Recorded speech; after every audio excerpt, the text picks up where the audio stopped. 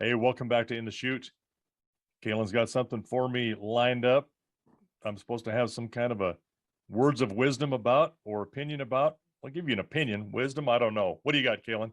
No, you just need a quick quip, but that's about it. Quip. Um, Okay. uh, you retired about 2.5 years ago, and till end of 2019. Mom just retired. That was announced about a month or so ago, and so she's now with you full Less than a time. month. Yeah, Yeah. less than a month ago. So retirement's new for her, but Well, it's you I have to. know it's not going to feel real to her until the Yeah, fall time, I right. guarantee, because she's used to the summers off being a teacher and all.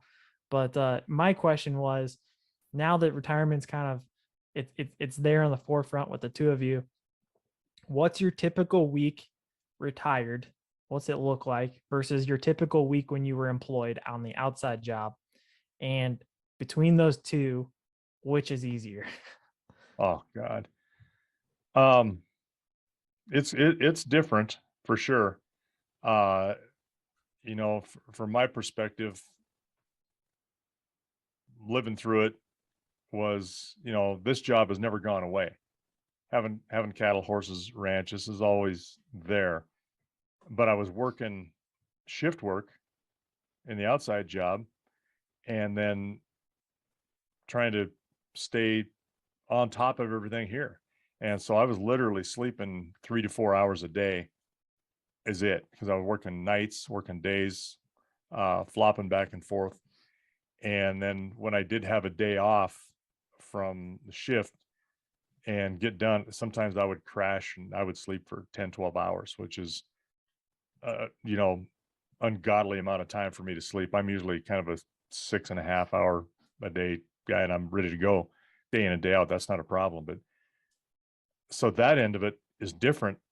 Because I traded a job for sleep, so now I sleep Yeah. at night and mostly it's pretty good. I'll go to bed at, like last night, we had a long day yesterday and a lot of things going on. And I mean, I was in bed by 9 o'clock. I couldn't keep my eyes open on the sitting down, just trying to relax. And we talked about before, we were actually watching a little bit of TV and rehydrating with water. And it got to 95 degrees here yesterday, 96. And it's like, that's hot for us. I mean, Right. especially when we're coming out of early, low 70s. But anyway, I go to bed and then my eyes are wide open, which is typical, and I finally got to sleep, but I was up again at 4:30 this morning, wide awake. I'm like, oh, okay, well, there you go. I got, 6, 7 hours of sleep, 7.5 hours of sleep, which is pretty good. And so I get up and make some coffee and get ready to hit the day. So um, the things I used to do to maintain the ranch was hitting the high points. Literally, does everybody have feed? They got water. They're in the right spots. The you know, absolute the necessities to keeping things absolute alive and running. necessities. Yeah. Just, yeah, just chipping on the top of that iceberg, and hoping that it doesn't grow anymore.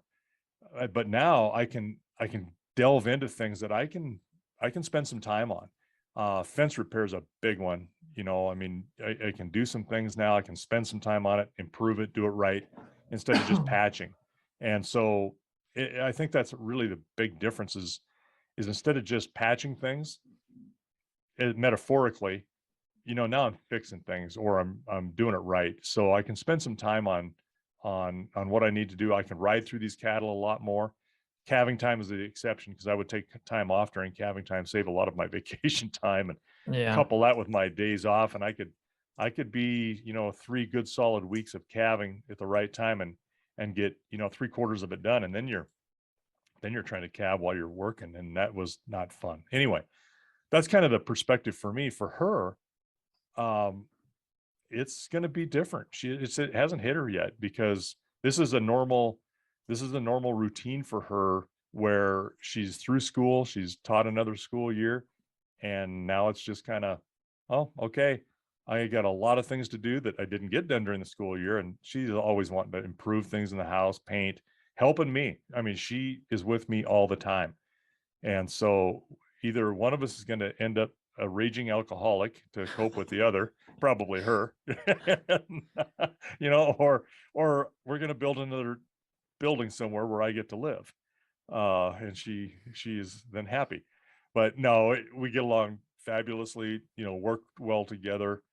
Sometimes I'm probably not the best communicator, but I think this is typical in all marriages. But this fall, yeah, you hit it right on the head. When she goes back to school, normally, she's not going to be going to school.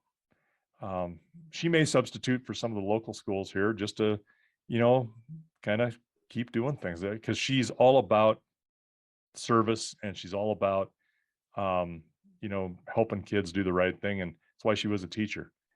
She's questioned her career choices over the years because of what you don't make, for remuneration is supposedly, traded for, how you're molding young minds to be better Right. people. So, there's that, but it'll be nice. I think hopefully things will slow down. Right now, we're in the midst of a whirlwind of getting a lot of things in place, moved, um, put away, that kind of stuff, which is completely overwhelming. And so we'll deal with that as it comes and slowly get that organized where it needs to be. Yeah. So you said the like looking at you specifically, because like mom's more of like the supplement. she brings the polish to us in a Yeah, sense. I have not got much polish. I'm not very Now shiny. the question is, with that, looking at how it was with the high points and everything um in the employment stage to now, which would you consider to be easier? And I asked that because I specifically remember when grandpa retired and he said, I don't know how I was able to do it all these years doing what I'm doing now, because it just seems like nothing ever ends. Right. How did I get it done for 20 plus years or whatever it was that he was a professor, to suddenly being retired and working at the ranch only every day, and he still felt like he was behind? So how does that kind of feel for you? Well, it's exactly that way. And everybody who retires who has something else that they're doing says exactly the same things. I don't know how Yeah. in the world I was able to maintain a full-time job and get all this done. Well, and it's just because you are doing more of what you should have been doing, but you were just kind of scabbing together or making it work in the meantime. The one thing that's a little different for us is that, and it was for dad as well as me, is that we train horses. And that's something that, whether you're on shift work or whether you are retired, that horse takes attention, Right. and it's the same process, you're working with them. So there's a lot of the same thing there, but now you've got a little bit more flexibility about when you can do and how you do it. And I think that's the main thing, that's the biggest difference, is some flexibility. Um, if we need to go to town uh and do something, you can say, okay, what time do we need to do that? What time do you work that schedule around, or that travel time around, whatever you need to do. Before it was, okay, I'm off work at this time. I've worked a 12-hour night shift. I got to jump in this car and I got to drive to the ranch 80 miles, 85 miles, feed, and then try to get back, get some sleep, and do it all over again. Um, so you don't have that. You don't have that, uh, where your travel time or what you're doing is dictated by the end or beginning of another job. Right. And that's nice. I mean, there's things that you can do. And one of the payoffs in agriculture is that for the most part, you can have some flexibility to what you do. You can go see kids ball games. Um, I missed graduations, not you and Braden specifically, but nieces, nephews, Right. funerals. You can't go. You miss those things. Family reunions, can't go. I'm stuck at a job and I can't get out of there. So it's, and you're in a position where there's not many people that can do your job. So it isn't like they have a lot of people that can fill in for you. And in some times there's nobody that can fill in for you. So um, that's a really big plus in most agriculture. You are married to it. You're there. It doesn't mean that you didn't pay attention to it earlier in the day so that you could go and use some of that flexibility time, because you're still there. And then when you come back, you're checking on things and making sure they're where they're supposed to be, and hey, everybody's got water and feed. And the hell of it is, you worry about it the whole time you're gone too. You just do. Your mind is constantly on it. So um, it's nice to be able to have the flexibility, but yeah, you're working at 24/7 still, but you're just doing one job. You're not doing several and trying to fit it in. It's a big relief, but it's like, man, I can't believe I got all this stuff done and I didn't. You just held it together. Yeah, with the like the next 4 minutes remaining, how would you say how much easier is it to prioritize things now? Do you think it's actually harder because you have more time and you're able to kind of go, hey, I can do this whenever I'll just do this because I want to versus I need to. Well, yeah, it is like that. And there's a part of that is your mom she's a master of wanting to plan and paint things. And God, I detest painting. I think I told you the other day to please help me. Yeah, I told you I you're on your own. yeah, oh God, these are things that need to be done, but um there's a lot of times that, she's got some ideas and she needs to get things done too, and I'm there to help her. So it isn't all about me doing what I think needs to be done. If it's animal related, yes, that's priority. But if it's something that's, I'm going to fix something, or I'm going to work on something, and there's some time to do it, and she's got something to do, then I might get drawn away from that a little bit or a lot. It just depends on how big of plans she has. And so, it's working together and making that work too, because what she's trying to do isn't just for her, it's for all of us. And Yeah, it's important stuff too. So everything seems to be a priority. I'll see things that need to be done. I go, God, I got to get to that. And then I haven't got time to do it. I got to get to that. So I want it all done. There's so much to do that, we've went through a phase of not being able to for a long time, or affording to. And so it's a matter of, no, we got to just bite it and do it. And, let's face it, I'm going to get older.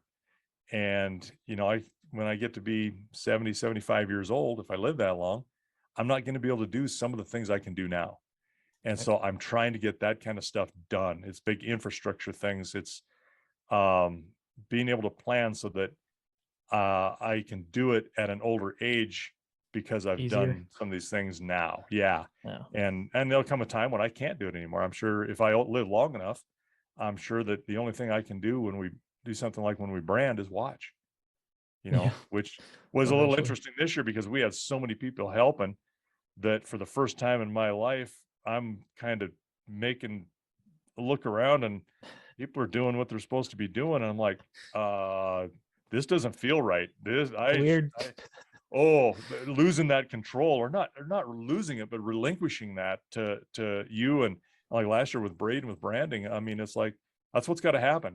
You've got to turn that stuff over, and people want to help. So you let it happen. And it's the same way with here at home. With your mom going to be retired now, or is retired. She just doesn't realize it. I kind of don't realize it as well. Uh, it's going to be different. It's going to be a whole lot of, hey, we don't have to hurry to do things. Yeah. And I've Yeah. had to kind of remind myself that I don't have to work 14, 16 hours a day every day. And sometimes I'll knock off early at like 4:30, 5 o'clock in the There evening. you go.